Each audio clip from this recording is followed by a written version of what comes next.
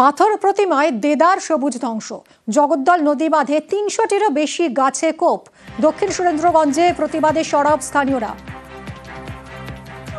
কথা বলবো বিশ্বজিৎ আমাদের প্রতিনিধির সঙ্গে।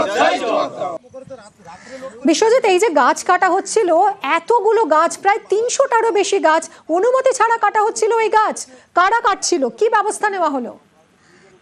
হ্যাঁ দেখো, একেবারেই অনুমতি ছাড়াই গাছ কাটা হচ্ছিল, এমনটাই কিন্তু স্থানীয় বাসিন্দারা অভিযোগ করছেন। তারা যেটা অভিযোগ করছেন যে স্থানীয় একজন তৃণমূল নেতা এবং তারাই কিন্তু এই গাছকে রাতারাতি এই গাছগুলোকে কাটা হচ্ছিল।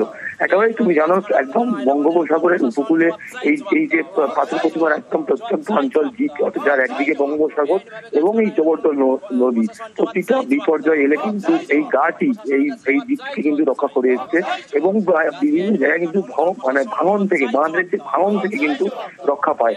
কিন্তু সেই জায়গায় এই যে স্থানীয় কয়েকজন তৃণমূল নেতা, যার একটা নাম উঠে আসছে সুখদেব ভূঁইয়া, একেবারে তৃণমূলের বুথ সভাপতি এবং তথা ওই নদী বাঁধ রক্ষা কমিটির তিনি সদস্য, তিনি কিন্তু এই গাছ কাটার পিছনে রয়েছে বলে স্থানীয় বাসিন্দারা অভিযোগ করছেন এবং এই বিষয়টি নিয়ে বন দপ্তর থেকে শুরু করে বিভিন্ন জায়গায় জানানো হয়েছে, তবে এখনো কিন্তু কোনো কিছু ব্যবস্থা গ্রহণ কিন্তু হয়নি।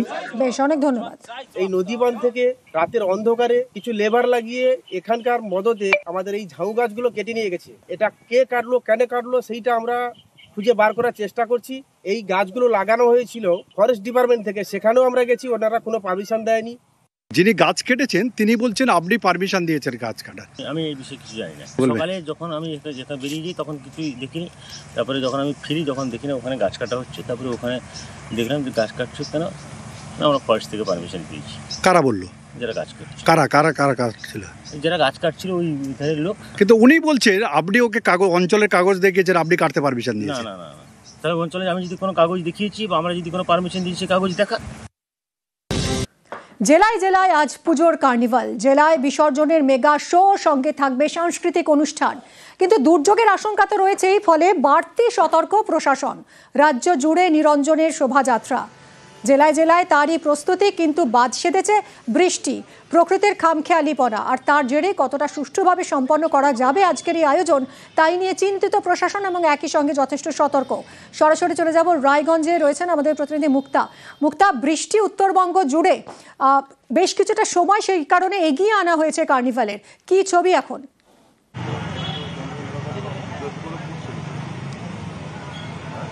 দেখো মিমি, তোমাকে বলি যে উত্তরবঙ্গ জুড়েই কিন্তু সকাল থেকেই কখনো মাঝারি কখনো ভারী বৃষ্টি চলছে এবং রায়গঞ্জের কার্নিভাল প্রস্তুতি একেবারেই তুঙ্গে এবং প্রশাসনের কিন্তু চিন্তার ভাঁজ। কারণ রায়গঞ্জের সময় ছিল 5টা, সেই সময় পরিবর্তন করা হয়েছে 3টে। কারণ আবহাওয়ার যে পরিবর্তন হচ্ছে এবং কখনো ভারী কখনো হালকা বৃষ্টি, সেই কথা মাথায় রেখে কিন্তু পুলিশ প্রশাসন থেকে শুরু করে প্রশাসন স্তরের যারা আধিকারিকরা রয়েছে তারা কিন্তু একেবারে প্রস্তুতি তুঙ্গে এবং খতিয়ে দেখছে এবং সময়ের মধ্যে যেন এই কার্নিভালটাকে সম্পূর্ণ করা যায় সেদিকে কিন্তু লক্ষ্য রাখছে প্রশাসন। এবং আমরা দেখতে পাচ্ছি যে যারা পুজো উদ্যোক্তারা এই কার্নিভালে অংশগ্রহণ করবে তাদের সকাল থেকে মন খারাপ, কারণ আমরা দেখেছি গত বছরে যেভাবে তারা ঢাকের তালে এবং নৃত্যের সঙ্গে যে কার্নিভালে অংশগ্রহণ করত, এবারে কিন্তু বৃষ্টির জন্য অনেকটাই তাদের মন খারাপ।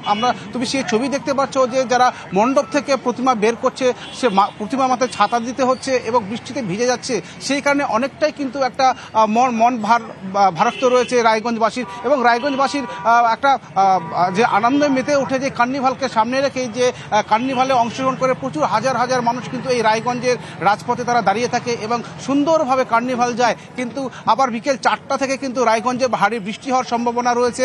এই কথা মাথায় রেখে কিন্তু প্রশাসনের তরফ থেকে কিন্তু সমস্ত দিক থেকে কিন্তু নজরদারি করা হচ্ছে এবং সমস্ত রকম ব্যবস্থা করা হচ্ছে যেন কার্নিভালের কোনো রকম মানে সমস্যা না হয়, কোনো রকম আর বাধা না আসে।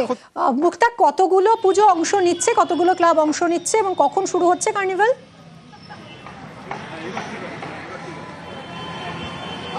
দেখো 3টা থেকে সময় দেওয়া হয়েছে প্রশাসনের তরফ থেকে। এই রায়গঞ্জের কার্নিভালে 14টি ক্লাব অংশগ্রহণ করবে। তারা আমরা দেখতেই পাচ্ছি যারা বিভিন্ন জায়গায় তারা প্রস্তুতি হচ্ছে, তারা এবং যারা রয়েছে বিভিন্ন যারা নৃত্যশিল্পীরা রয়েছে জমায়েত হচ্ছে, তারা এই কার্নিভালে অংশগ্রহণ করবে। এখনো পর্যন্ত কার্নিভাল শুরু করতে পারেনি, কারণ সকাল থেকে যে বৃষ্টি শুরু হয়েছিল সেই কারণে অনেকটাই কাজ পিছিয়ে গেছে রায়গঞ্জের এই কার্নিভালের ক্ষেত্রে। সেই কারণে সম্পূর্ণ এখনো করতে পারেনি। এখনো কিন্তু যুদ্ধকালীন তৎপরতার মধ্য থেকে কিন্তু তারা কাজ চালিয়ে যাচ্ছে, কারণ তার সময় মতো যারা যেন তারা এই কার্নিভাল শুরু করতে পারে। একেবারে আর কিছুক্ষণের অপেক্ষা, শেষ মুহূর্তের প্রস্তুতি চলছে, আর কিছুক্ষণের মধ্যেই শুরু হবে কার্নিভাল। একেবারেই প্রস্তুত এই মুহূর্তে রায়গঞ্জ। উত্তরের ছবি দেখলাম, এবার দক্ষিণে যাই, দক্ষিণ 24 পরগনায় মথুরাপুরে। সেখানে রয়েছে আমার সঙ্গে আনিস। আনিস, কখন শুরু হবে কার্নিভাল? সকাল থেকে আমরা দক্ষিণবঙ্গেও দেখতে পাচ্ছি উত্তরবঙ্গের মতন এত প্রবল বৃষ্টি না হলেও থেকে থেকেই বৃষ্টি হচ্ছে। এই মুহূর্তে আবহাওয়া ঠিক কিরকম আর কখন শুরু হচ্ছে, কি প্রস্তুতি চলছে এই মুহূর্তে?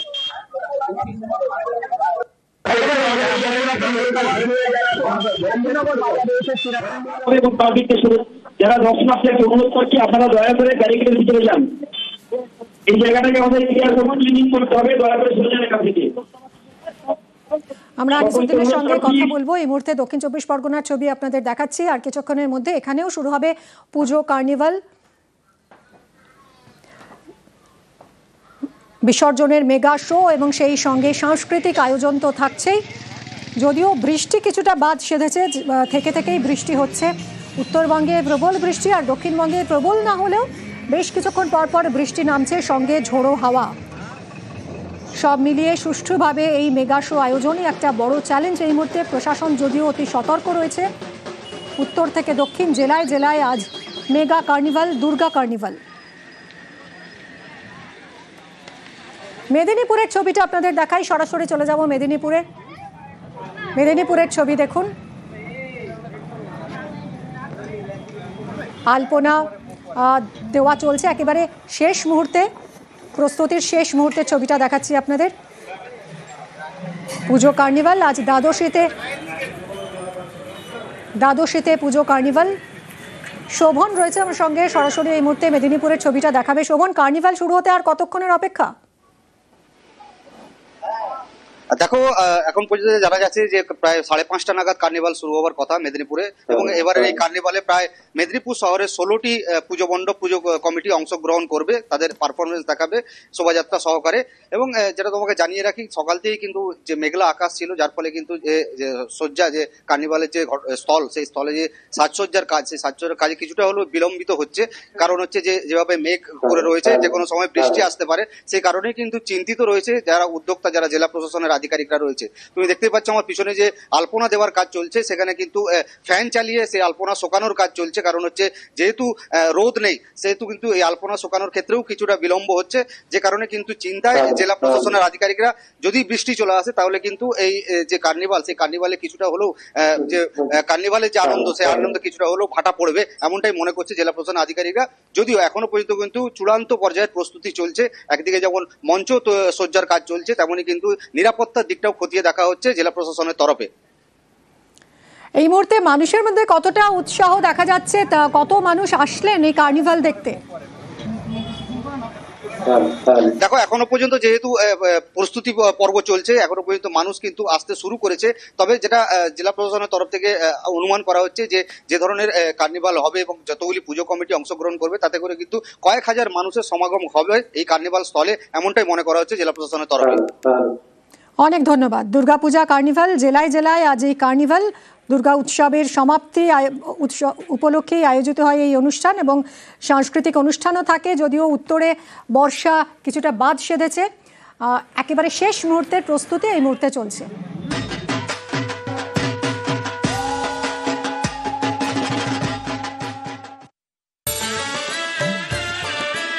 পুজোর পর এবার কার্নিভাল, 12 মাসে 13 পার্বণ, রেড রোডে একসঙ্গে সব ঠাকুর। লাইভ টেলিকাস্ট নিউজ 18 বাংলায়। পুজোর কার্নিভাল